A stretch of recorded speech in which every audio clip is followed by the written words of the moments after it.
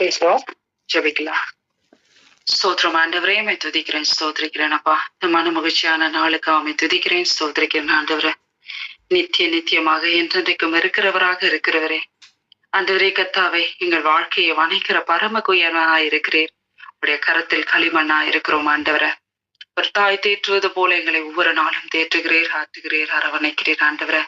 அப்பா உம்முடைய வார்த்தை ஆண்டவரே, அப்பா ஆண்டவரே கர்த்தாவே, அநேகருக்கு கிரியை செய்யும்படியாக ஆண்டவரே உம்முடைய பிள்ளைகளை ஆயத்தப்படுத்த முடியும் உடைய கருத்துல ஒப்படைக்கிறேன். அப்பா ஆண்டவரே, அடியனை ஒப்பு கொடுக்கிறேன் ஆண்டவரே. தாமே ஆண்டவரே இந்த செய்தியை ஆசீர்வதிக்க முடியும் உடைய கருத்துல ஒப்படைக்கிறேன். இயேசு கிறிஸ்துவின் மூலம் வேண்டிக் கொள்கிறேன் ஜீவனுள்ள நல்ல பிதாவே, ஆமென். இன்றைய செய்தி கண்களை திறந்தருளும். மத்திய 20ஆம் அதிகாரம் 33, 34 வசனத்தை பார்க்கும்போது, ஆண்டவரே எங்களுடைய கண்களை திறக்க வேண்டும் என்றார்கள். இயேசு மனதுருகி அவர்கள் கண்களை தொட்டார். உடனே அவர்கள் பார்வையடைந்து அவருக்கு பின் சென்றார்கள். ஆம் பிரியமானவர்களே, ஒவ்வொரு நன்மையான காரியத்திற்கும் சில தடைகள் இருப்பது போல அவர்கள் கூப்பிட்ட குரலுக்கு சிலர் தடைகளை கொண்டு வந்தார்கள். சத்தமிடாதிருக்கும்படி ஜனங்கள் அவர்களை அதட்டினார்கள். ஆனால் அவர்களுடைய சத்தம் இயேசுவை நிற்க வைத்தது, மனதுருக்க செய்தது. அவர்களை அன்போடு தம்மிடத்தில் அழைத்து மனதுருகி கரம் நீட்டி அவர்களுடைய கண்களை தொட்டார். உடனே அவர்கள் பார்வையடைந்தார்கள். பிரியமானவர்களே, சரீர கண்களும் உண்டு, ஆவிக்குரிய கண்களும் உண்டு. கர்த்தர் கண்களை திறக்கிறவர், உள்ளங்களை திறக்கிறவர்கள், செவிகளையும் வாய்களையும் திறக்கிற தேவனாயிருக்கிறார்.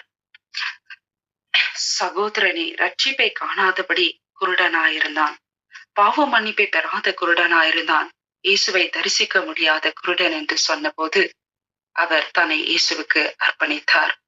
இன்று அநேகருடைய ஆவிக்குரிய மனக்கண்களை இப்பிரபஞ்சத்தின் லோகாதிபதி குருடாக்கி வைத்திருக்கிறான். இருளானது அவன் கண்களை குருடாக்கினபடியால் தான் போகும் வழி இன்னதென்று அறியாதிருக்கிறான். நம்முடைய கண்கள் திறக்கப்பட வேண்டும். நம்முடைய மாம்சீக கண்களினாலே உலகத்தை காண்கிறோம். ஆனால் ஆவிக்குரிய கண்கள் திறக்கப்படும் போது ஆவிக்குரிய உலகத்தை நம்மால் காண முடிகிறது. அசுத்தாவிகளை காண முடிகிறது, தெய்வ தூதர்களை காண முடிகிறது, மட்டுமல்ல பரலோகத்தையும் காண முடிகிறது. பல வகையான கண்கள் உண்டு. பிரகாசமான மனக்கண்கள் உண்டு, ஆன்மீக கண்கள் உண்டு, ஆவிக்குரிய கண்களும் உண்டு, கற்பனை கண்களும் உண்டு, சொப்பன கண்கள் கூட உண்டு, தரிசன கண்களும் உண்டு, விசுவாச கண்களும் உண்டு. கர்த்தர் காண்கிறது போல நாமும் காணும்படியான பிரகாசமான மனக்கண்களை நமக்கு தேவை. அப்போது ஆழமான மறைப்பொருட்களை நாம் அறிந்து கொள்ள முடியும். இருளில் உள்ள பொக்கிஷங்களை காண முடியும். பிரச்சனைகளையும் பிரச்சனைகளுக்குரிய தீர்வுகளையும் காண முடியும். ஏன் கண்கள் திறக்கப்பட வேண்டும்? நம்முடைய வேதத்துள்ள அதிசயங்களை நான் பார்க்கும்படி என் கண்களை திறந்தருளும் என்று சங்கீதக்காரன் 119ஆம் சங்கீதம் 18ஆம் வசனம் சொல்லுகிறது. பலர் பல காரியங்களுக்காக ஜெபிக்கிறார்கள். வேலைக்காக ஜெபிக்கிறார்கள், வெற்றி பெறுவதற்காக, பண தேவைகளுக்காக, வியாதி நீங்குவதற்காக ஜெபிக்கிறார்கள். நாமோ கர்த்தர் நம்முடைய கண்களை திறக்கும்படி ஜெபிக்க வேண்டும். நம்முடைய இருதய கண்கள், மனித கண்கள், அறிந்து கொள்ளக்கூடிய அறிவின் கண்கள் திறக்கப்படட்டும்.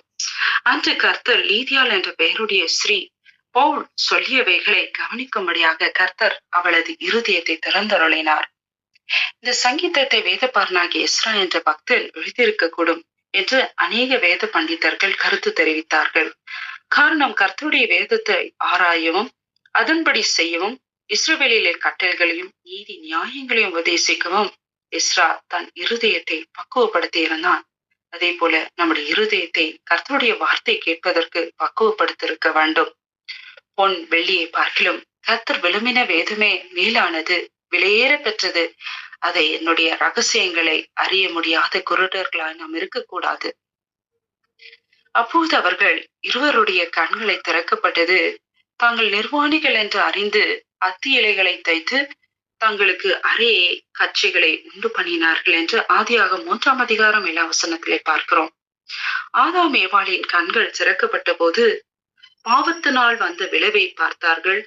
தங்களுடைய பரிதாபமான நிலைமையை பார்த்தார்கள்.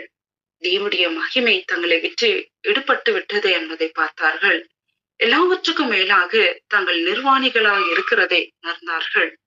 தேவனுடைய குரலுக்கு மதிப்பு கொடாமல், அவருடைய கட்டளையின்படி செய்யாமல் இருப்பதை பாவங்கள் மனுஷருடைய கண்களை குருடாக்குகிறது. பாவ உணர்வு அடையும்படி கண்கள் திறக்கப்பட்டால் நலமாயிருக்கும். அப்போது பாவங்களுக்கு மனங்கசந்து அள்ள முடியும். பாவத்தின் தண்டனை எத்தனை அகோரமானது! பாவம் செய்கிற ஆத்மா சாகவே சாகும். எல்லாருக்கும் பாவம் செய்து தெய்வ மகிமையற்றவர்கள் ஆனார்கள் என்று ரோமர் 3 அதிகாரம் 23 கூறுகிறது. பாவமானது தேவனுடைய மகிமை நம்மிலிருந்து உறிந்து நிர்வாணியாக்குகிறது. கர்த்தருக்கு மறைவானது ஒன்றுமில்லை. மனுஷன் முகத்தை பார்ப்பான், கர்த்தரோ இருதயத்தை பார்க்கிற தேவனா இருக்கிறார்.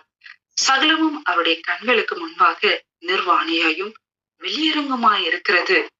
ஒருவர் மரித்து இந்த உலகத்தை விட்டு கடந்து போகும்போது அவருடைய ஆவி ஆத்மா நிர்வாணமாய் வெளியே வருகிறது. கர்த்தரோ நம்முடைய நிர்வாணம் மூடத்தக்க ரட்சிப்பின் வஸ்திரத்தை வைத்திருக்கிறார். நீதியின் சால்வையை தரிப்பித்திருக்கிறார். மட்டுமல்ல, சுயநீதியாய் கந்தை களைத்து போட்டு தேவன் தம்முடைய உடையை உடுத்துகிறார். இன்னும் நமக்கு சுத்தமும் பிரகாசமான மெல்லிய வஸ்திரத்தை வைத்திருக்கிறார். போர்க்கச்சையான உடையை, சித்திர தைலாடத்தை, வெண்வஸ்திரம் எல்லாம் நமக்காக காத்து கொண்டிருக்கிறது. பிரியமானவர்களே, ஆதாம் ஏவாளுடைய கண்கள் திறக்கப்பட்ட போது அவர்கள் தங்களுக்கு வஸ்திரம் தேவை என்பதை உணர்ந்தார்கள். அத்தி இலைகளை பறித்து வஸ்திரங்களை உடுத்தினார்கள். அது அவர்களுடைய சுயநீதியாய் காண்பிக்கிறது. இப்படி சுயநீதியினாலே நிரம்பி இருந்த லவோதியா சபையை பார்த்து கர்த்தர் சொன்னார், நீ நிர்பாக்கியம் உள்ளவனும் பரிதபிக்கப்பட்டவனும் தரித்திரனும் குருடனும் நிர்வாணியுமா இருக்கிறதை அறியாமல் எனக்கு ஒரு குறைவுமில்லை என்று சொல்லுகிறாயே. உன் நிர்வாணமாகிய அவலட்சம் தோன்றாதபடிக்கு நீ உடுத்திக் கொள்வதற்கு வெண்வஸ்திரங்களை என்னிடத்தில் வாங்கிக் கொள் என்றார். நிர்வாணிகள் என்று உணர்ந்த ஆதாம் ஏவாளுக்கு கர்த்தர் தோல் உடையை உடுத்தினார். அதற்காக ஒரு மிருகம் அடிக்கப்பட்டிருந்திருக்க வேண்டும். இயேசு கிறிஸ்து நமக்காக கல்வாரி சிலுவையிலே அடிக்கப்பட்ட ஆட்டுக்குட்டியாக மாறினார். அவரே ரட்சிப்பின் வஸ்திரங்களை நமக்காக தந்தருளிருக்கிறார். இளையகுமாரன் தன்னுடைய கந்தலான வஸ்திரத்தை நோக்கி பார்த்தான். ஒரு நாள் அவன் கண்கள் திறக்கப்பட்ட போது தன்னைத்தானே ஆராய்ந்து பார்த்து கண்ணீரோடு தகப்பன் அண்டை திரும்பி வந்தான். அவனுக்கு கிடைத்தது என்ன தெரியுமா? விலையுயர்ந்த வஸ்திரம். நீங்கள் உலக பிரகாரமான உடைக்காக கவலைப்படுகிறீர்களா அல்லது ஆவிக்குரிய உடைக்காக கவலைப்படுகிறீர்களா? யோசித்து பாருங்கள். உங்கள் கண்கள் திறக்கப்பட்டு பாவத்தை அறிக்கை செய்யுங்கள். தேவனே, என்னை ஆராய்ந்து என் இருதயத்தை அறிந்து கொள்ளும். வேதனை உண்டாக்கும் வழி என்னிடத்தில் உண்டோ என்று பார்த்து நித்திய வழியிலே என்னை நடத்தும் என்று சொல்லி மன்றாட வேண்டும். கர்த்தர் பிலேயாமின் கண்களை திறந்தார். வழியிலே நின்று உறவின பட்டயத்தை தம்முடைய கையில பிடித்திருக்கிற கர்த்தருடைய தூதன் அவன் கண்டு தலைகுனிந்து முகங்குப்புறம் எழுந்து பணிந்தான். சொல்லி மன்றாடுங்கள். பிலேயாம் என்கிற தீர்க்கதரிசி கூலிக்கு பொருந்திய பாலாக் என்ற ராஜா இஸ்ரவேலை சபிக்கும்படி வற்புறுத்தினான். ஆனால் கர்த்தரோ பிலேயாமை நோக்கி, நீ அவர்களோட போக வேண்டாம், அந்த ஜனங்கள் சபிக்க வேண்டாம், அவர்களை ஆசிர்வதிக்கப்பட்டவர்கள் என்று ஏற்கனவே சொல்லி இருந்தார். பிள்ளைகளே, இன்று உங்களுக்கு உங்களுடைய கண்கள் திறக்கப்படுமானால் உருவின பட்டயத்தோடு நிற்கிற தெய்வ தூதனை அல்ல, கல்வாரி சிலுவையிலே உங்களுக்காக ரத்தம் சிந்தி உங்களை நேசித்து நிற்கிற கிறிஸ்துவை காண்பீர்கள். உன்மேல் வர வேண்டிய ஆக்கினையை அவர் தன்மேல் ஏற்றுக்கொண்டார் அல்லவா? அந்த காட்சியை காண்பீர்களாக. கண்கள் திறக்கப்பட்டவர்களை கர்த்தர் அநேக பேருக்கு ஆசீர்வாதமாய் வைப்பார். பூமிக்கு உப்பாக உலகத்திற்கு வெளிச்சமாக அநேக பேருக்கு நன்மை கொண்டு வருகிறவர்களாக அவர் விளங்குவார்கள். ஆகவே ஒருபோதும் கர்த்தர் ஆசிர்வதிக்கிறவர்களுக்கு விரோதமாக எழும்பாதிருங்கள். அபிஷேகம் பண்ணப்பட்ட தெய்வ பிள்ளைகளுக்கு விரோதமாக பேச எச்சரிக்கையா இருங்கள். பிரியமானவர்களே, உங்கள் கண்கள் திறக்கப்பட்டு நீங்கள் பரிசுத்தமாய் நடக்கிறீர்களா? தெய்வ சுத்தத்திற்கு கீழ்பட்டிருக்கிறீர்களா? உங்களுடைய வழிகள் கர்த்தருக்கு முன்பாக செம்மையானதா இருக்கிறதா? சீர்தூக்கி பார்த்து மீண்டும் உங்கள் வாழ்க்கையை பிரதிஷ்டை செய்யுங்கள்.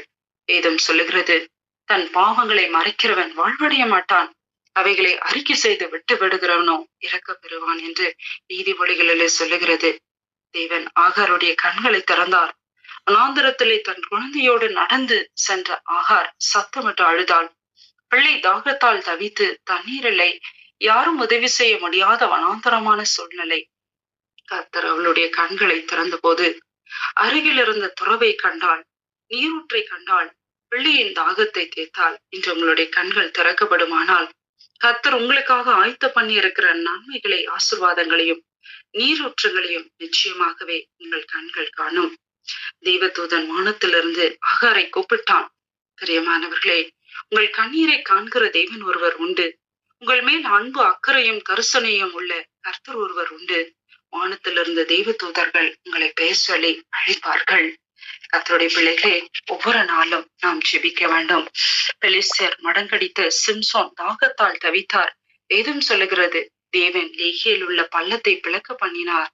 அதிலிருந்து தண்ணீர் ஓடி வந்தது. அவன் குடித்து அவன் உயிர் திரும்ப வந்தது. அவன் பிழைத்தான். மாறாவின் கசப்பை மதுரமாக்குற மரம் அருகில்தான் இருந்தது.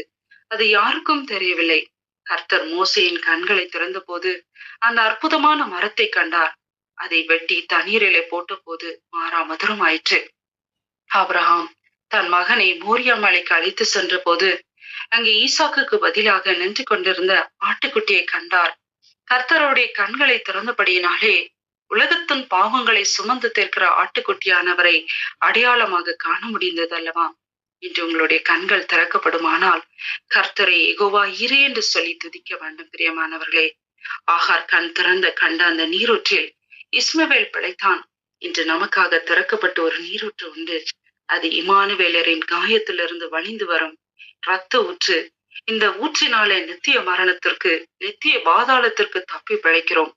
மேலும் உங்களுடைய ஆவிக்குரிய கண்கள் திறக்கப்படும் போது அறிவை உணர்த்துகிற வசனம், ஞானத்தை போதிக்கும் வரம் உங்களுக்கு கிடைக்கும். இந்த வெளிப்பாடு வரங்களினாலே ரகசியங்களையும் மறைப்பொருட்களையும் அறிந்து கொள்ள முடியும். அந்த ஆவிக்குரிய கண்கள் நமக்கு தேவை. பிரியமானவர்களே, என்னை நோக்கி கூப்பிடு, அப்போது நான் உனக்கு உத்தரவு கொடுத்து நீ அறியாததும் உனக்கு எட்டாதமான பெரிய காரியங்கள் உன அறிவிப்பேன் என்று வாக்களிக்கிறார். அப்போது எலிசா விண்ணப்பம் பண்ணி, கர்த்தாவே, இவன் பார்க்கும்படி இவன் கண்கள் திறந்தருளும் என்றான். அப்போது அந்த வேலைக்காரின் கண்கள் திறந்தார். இதோ எலிசாய் சுற்றிலும் அக்கினிமயமான குதிரைகளாலும் ரதங்களாலும் அந்த மலை நிறைந்திருக்கிறதை அவன் கண்டான். சிரியா ராஜாவின் படையை பார்த்ததும் எலிசாவின் வேலைக்காரன் பயந்து நடுங்கினான். ஆம், உலக மனுஷருடைய மாம்ச கண்கள் விரோதிகளையும் சத்துருக்களையும் கண்டு பயம் கொள்ளுகிறது. ஆனால் தெய்வ பிள்ளையுடைய கண்களும் தங்களுக்கு ஒத்தாசையா இருக்கிற தெய்வ தூதர்களை அக்கினி ரதங்களையும் கண்டு தைரியம் அடைகிறது. கர்த்தர் ஒரு நாள் யோசுவாவின் கண்களை திறந்த போது அங்கே தனக்கு ஆதரவாக சேனையின் அதிபதியாய் உருவின பட்டயத்தோடு கர்த்தர் நின்று கொண்டிருக்கிறதை கண்டார். அப்படி எரிகோவின் யுத்தத்திலே ஜெயம் பெற்றார். ஒவ்வொரு ஆராதனை நேரத்திலும் தேவனுடைய பிரசன்னத்தை பார்க்க உங்களுடைய கண்கள் திறக்கப்படட்டும். உங்களோடு இணைந்து ஆராதிக்க தெய்வ தூதர்கள் ஆயிரமாய் வருவதை உங்களுடைய கண்கள் காணட்டும். பிரியமானவர்களே, உலகத்தாரிடம் பணபலம் இருக்கலாம், படைபலம் இருக்கலாம், ஆள்பலம் இருக்கலாம், தீய மனுஷர்கள் ஏராளமா இருக்கிறார். ஆனால் நம்முடைய பட்சத்தில் அக்கினிமயமான ரதங்களும் குதிரைகளும் இருக்கின்றன. நாம் ஏன் தீய மனுஷரை கண்டு பயப்பட வேண்டும்?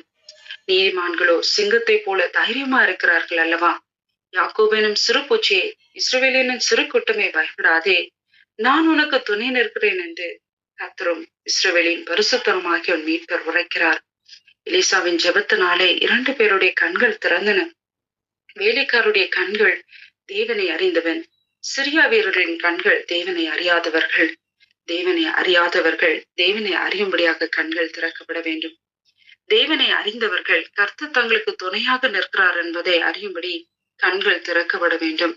உங்களுடைய கண்கள் திறக்கப்பட்டு கர்த்தர் உங்களுக்காக வைத்திருக்கிற அக்கினிமயமான குதிரைகளையும் ரதங்களையும் காணட்டும். பிரியமானவர்களே, மனுஷர் இந்த யாத்திரையினாலே சரக்குக்கும் கப்பலுக்கும் மாத்திரமல்ல, நம்முடைய ஜீவனுக்கு வருத்தமும் மிகுந்த சேதமும் உண்டாயிருக்கும் என்று காண்கிறேன் என்று சொல்லி அவர்களை எச்சரித்தான் என்று அப்போஸ்தலர் 27 சொல்லுகிறது. பவுலும் 100 அதிபதியும் போர் வீரர்களும் இத்தாலியாவின் தலைநகரமாகிய ரோமுக்கு புறப்பட்டு சென்ற போது கடுமையான காற்று கப்பலில் மோதியது. அங்கே பிரயாணம் செய்தவர்கள் ஏராளம். எல்லோரும் பயந்தார்கள், நடுங்கினார்கள். அப்போது கர்த்தர் பவுலின் கண்களை திறந்தார். என்ன நடக்க போகிறது என்பதை பவுலுக்கு வெளிப்படுத்தினார். ஆகவேதான் பவுலின் கண்கள் திறக்கப்பட்டு மற்றவர்களை அவர் எச்சரித்தார். ஒரு தீர்க்கதரிசியின் கண்கள் வருவதை முன் அறிகிற கண்கள், தீர்க்கமான கண்கள் வருங்காரியங்களை முன் அறிந்து அறிவிக்கக்கூடிய கண்களாயிருக்கிறது. இயேசு கிறிஸ்து எருசலேமை நோக்கி பார்த்தபோது அவர் எருசலேமை வரப்போகிற நியாய தீர்ப்பை கண்டார், வரப்போகும் கொடிய அழிவை கண்டார். ஆகவே எருசலேமுக்காக கண்ணீர் விட்டு அழுது உனக்கு கிடைத்த இந்த நாளின் ஆகிலும் சமாதானத்துக்கேற்றவைகளை அறிந்திரு அறிந்திராயானால் நலமாயிருக்கும். இப்போது அவைகள் உன் கண்கள் மறைவாயிருக்கிறது என்றார். என் பிள்ளைகளே, வரப்போகிற நியாய தீர்ப்பை காணும்படி நம்முடைய கண்கள் திறக்கப்படட்டும். நியாய தீர்ப்பு முதலில் தேவனுடைய வீட்டில் துவங்கும் காலமா இருக்கிறது. டைட்டானிக் என்ற ஒரு பெரிய கப்பல் உல்லாச பயணம் சென்று கொண்டிருந்த போது அந்த கப்பலில் முன்பகுதியில் உள்ள அதிகாரி கப்பலுக்கு எதிரே தூரத்தில் இருந்த பெரிய பனிப்பாறை கண்டு நடுங்கினார். கப்பல் கேப்டனோடு தொலைபேசியில் தொடர்பு கொண்டு கப்பலை உடனே திருப்புங்கள் என்று அவசர செய்தி அனுப்பினார். அந்த கேப்டன் முழு குடி வெறியில் இருந்தபடியினாலே அந்த எச்சரிப்பை அலட்சியம் செய்தான். அந்த கப்பல் பனிப்பாறையில மோதி நொறுங்கியது. நூற்றுக்கணக்கான மக்கள் மாண்டு போனார்கள். நமக்கு வரப்போகிற ஆபத்து பிரச்சனைகளை கர்த்தர் நம்முடைய ஊழியக்காரராகிய தீர்க்கதரிசிகளுக்கு அறிவிக்கிறார், எச்சரிக்கிறார். ஆனால் செவி கொடுக்க வேண்டியது நம்முடைய கடமையா இருக்கிறது. பிரியமானவர்களே, எச்சரிப்போடு நடந்து கொள்ள முடியும். அன்றைக்கு ஏவாள் பழுத்தின் அழகை கண்டாள். சர்வம் கூறிய ஆசை வார்த்தைகளை கேட்டாள். அந்த பழுத்துக்கு அப்பால் இருக்கிற தேவனுடைய கோபாக்கினையும் நியாய தீர்ப்பையும் காண முடியாதபடி அவளுடைய கண்கள் குருடாயிருந்தன. லோத் சோதோம் குமாராவின் நீர்வளத்தை கண்டாரே தவிர அது அக்கினிக்கு இரையாக வைக்கப்பட்டிருக்கிறது, அழிக்கப்பட போகிறது என்பதை காணவில்லை. யூதாஸ் காரியத்தின் கண்கள் 30 வெள்ளிக்காசுகளை மேன்மையுள்ளதாய் கண்டதை தவிர அந்த பணத்தின் விளைவாக தான் வயிறு வெடித்து சாக போவதை காணவில்லை. இன்று உங்களுடைய கண்கள் திறக்கப்பட்டால் நலமா இருக்கும். வருங்காலத்தை அறிந்து கொள்ளும் தீர்க்க தரிசனங்களின் கண்கள் கர்த்தரிடத்தில் கேளுங்கள் பிரியமானவர்களே. அப்போது அவர்கள் கண்கள் திறக்கப்பட்டு அவரை அறிந்தன. இயேசு சிலுவையில அறைக்கப்பட்ட பின்பு 2 சீஷர்கள் துக்கத்தோடு எருசலேமிலிருந்து ஏமாவிற்கு போனார்கள். இயேசு அவர்களோடு வந்து வேதவசனங்களை விளக்கி காட்டியும் அவர்கள் அவரை அறியவில்லை. அவரை அந்நியராக எண்ணினார்கள். இயேசு அவர்களோடு நடந்து அவர்களை விட்டு சென்றார். அப்பத்தை பிட்டு அவர்களுக்கு கொடுத்தார். அப்போது அவர்களுடைய கண்கள் திறந்தன. காயப்பட்ட கரத்திலிருந்து அப்பத்தை கண்டபோது தங்களுக்காக பிற்கப்பட்ட ஜீவப்பமாக இயேசு தங்கள் அருகில் இருக்கிறதை அறிந்தார்கள். பிள்ளைகளை, இன்று உங்களுடைய கண்கள் திறக்கப்படட்டும். இயேசு உங்களுடைய அருகில் தான் இருக்கிறார். அவர் உங்கள் மீறுதல் நிமித்தம் காயப்பட்டு உங்களுடைய அக்கிரமங்கள் நிமித்தம் நொறுக்கப்பட்டார். அவருடைய சரீரத்தை அப்பமாக உங்களுக்கு பிட்டு கொடுத்தார். அவரே நமது இரட்சகர். அவரே நம்முடைய பாவ பரிகாரி. கிறிஸ்துவை அறியும்படியான உங்களை ஒப்புக்கொடுங்கள். உங்களுடைய அறிவின் கண்கள் திறக்கப்படட்டும். பவுல் கிறிஸ்துவை அறிகிற அறிவின் மேன்மையாக எல்லாவற்றையும் நஷ்டம் என்று எண்ணினார். நான் அவரை அறிய வேண்டும். அவருடைய உயிர்த்தெழுதலின் வல்லமையை அறிய வேண்டுமே. அவருடைய பாடுகளின் ஐக்கியத்தை அறிய வேண்டுமே. அதற்கு என் கண்கள் திறக்கப்பட வேண்டுமே என்று ஏங்கினார். முடிவிலே கர்த்தர் மட்டுமல்ல, அநேக தெய்வ ரகசியங்களை கர்த்தர் அறிந்து கொள்ள கிருபை செய்தார். நாம் கர்த்தரை அறியும்படி நம்முடைய கண்கள் திறக்கப்பட வேண்டும். இப்போது கண்ணாடியிலே நிழலாட்டமாய் பார்க்கிறோம், அப்போது முகமுகமாய் பார்ப்போம். இப்போது நமக்கு குறைந்த அறிவுள்ளவன், அப்போது நாம் அறியப்பட்டிருக்கிறபடியே அறிந்து கொள்வேன் என்று 1 கொரிந்தியர் 13ஆம் அதிகாரம் 12ஆம் வசனம் சொல்லுகிறது. பத்மோ தீவிலே கர்த்தர் யோவானுடைய ஆவிக்குரிய கண்களை திறந்த போது அத்தனை அருமையான பரலோக தரிசனங்களை கண்டார். வருங்காலத்தை பற்றி வெளிப்பாடுகளை பெற்றுக்கொண்டார். அவருடைய கண்கள் பரலோகத்தையும் பாதாளத்தையும் நித்தியத்தையும் கண்டது. எத்தனை அருமையான தரிசனம் பிரியமானவர்களே. தோமாவின் கண்கள் அன்றைக்கு திறக்கப்பட்ட போது சந்தேகப்பட்டு அவிவிசுவாசியாய் இருந்த திடமான விசுவாசியாய் மாறினார். என் ஆண்டவரே, என் தேவனே என்று கதறினார். உங்களுடைய கண்கள் திறக்கப்படும் போது நீங்கள் அவிவிசுவாசமாய் இருப்பதில்லை. சந்தேகமும் பயமும் அறியாமையும் உங்களை விட்டு ஓடி போகும். மனமகிழ்ச்சியின் ஆவியும் உற்சாகத்தின் ஆவியும் உங்களை அளவில்லாமல் நிரப்பட்டும். ஆவியானவரை பார்த்து கேளுங்க. என் கண்கள் திறக்கப்பட வேண்டும் என்று சிந்தித்துக் கொள்ளுங்க. கர்த்தர் ஆவிக்குரிய கண்களை திறந்து உங்களை ஆசீர்வதிப்பாராக. ஆமென். என்னை இழுத்துக் கொள்ளும், ஓடி வந்திடுவே. என்னை இழுத்துக் கொள்ளும், ஓடி வந்திடுவே. அறைக்குள் அழைத்து செல்லும், அன்பில் களி கூறுவே. அறைக்குள் அழைத்து செல்லும், அன்பின் களி கூறுவே.